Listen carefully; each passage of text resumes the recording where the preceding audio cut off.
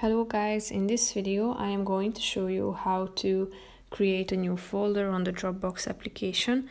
But first I just want to mention, don't forget to subscribe to my channel, because at 10,000 subscribers I am going to show you my whole YouTube revenue statistics and growth strategy, how to make money online. So let's jump into it.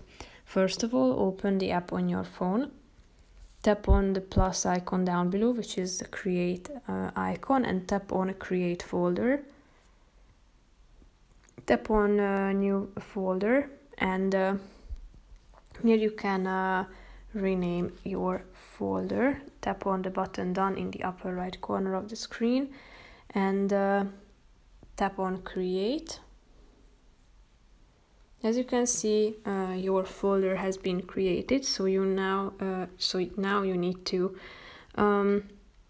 add some item to your folder, such as a scanned document, photos, videos, or other files as well. If you want to, you can share your folder by tapping on the share button. Here you have two options: you can share the link or invite people to your folder as well.